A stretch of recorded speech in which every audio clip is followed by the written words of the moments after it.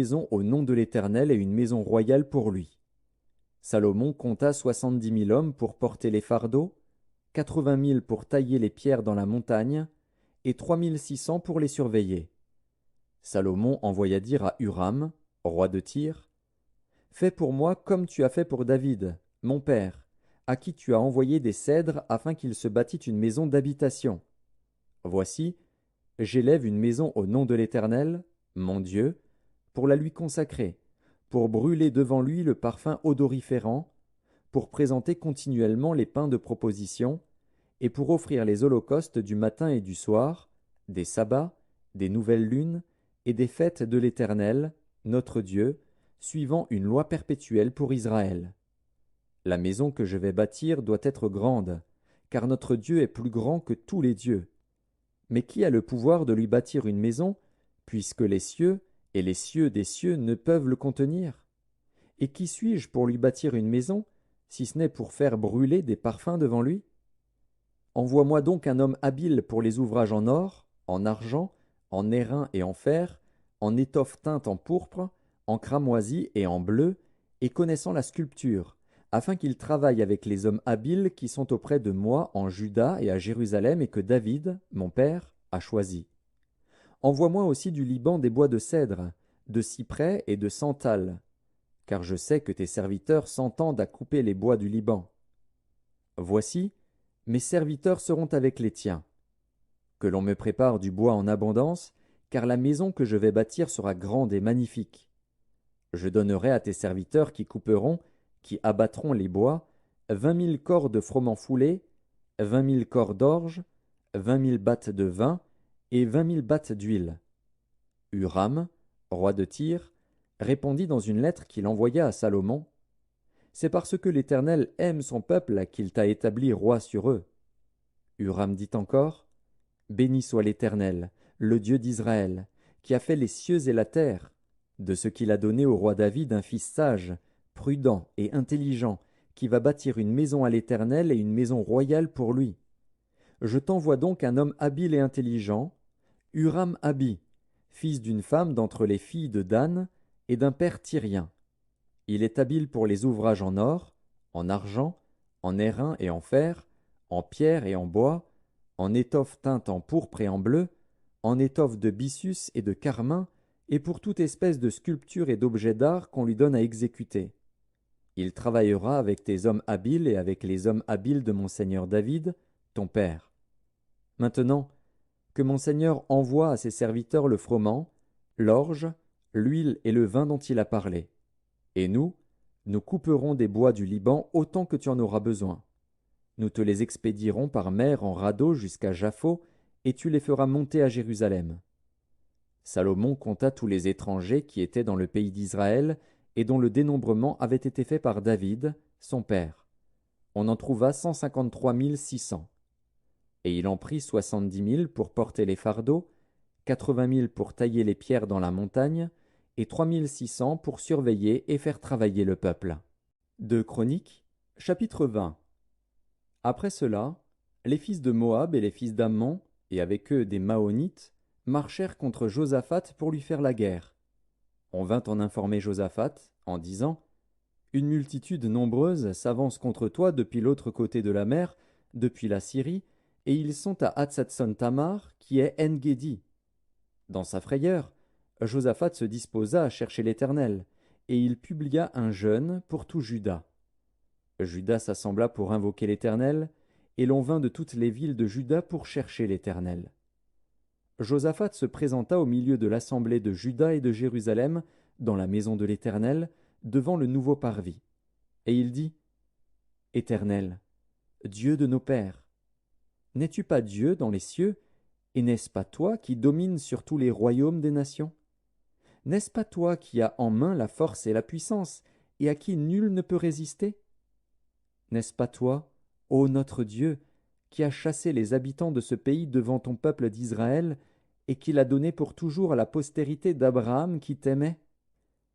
Ils l'ont habité, et ils t'y ont bâti un sanctuaire pour ton nom, en disant, s'il nous survient quelque calamité, l'épée, le jugement, la peste ou la famine, nous nous présenterons devant cette maison et devant toi, car ton nom est dans cette maison. Nous crierons à toi du sein de notre détresse, et tu exauceras et tu sauveras. Maintenant voici, les fils d'Ammon et de Moab et ceux de la montagne de Séhir, chez lesquels tu n'as pas permis à Israël d'entrer quand il venait du pays d'Égypte, car il s'est détourné d'eux et ne les a pas détruits.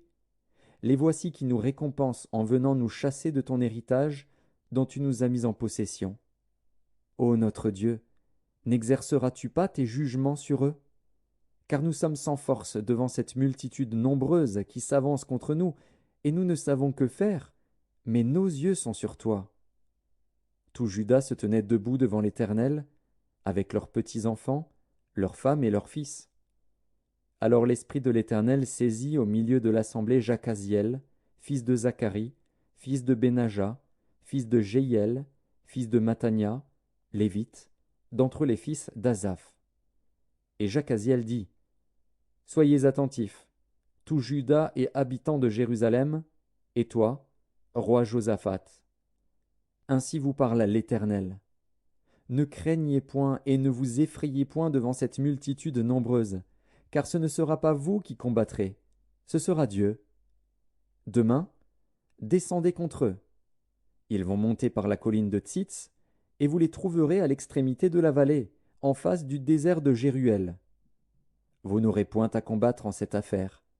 Présentez-vous, tenez-vous là, et vous verrez la délivrance que l'Éternel vous accordera. Juda et Jérusalem, ne craignez point et ne vous effrayez point. Demain, sortez à leur rencontre, et l'Éternel sera avec vous.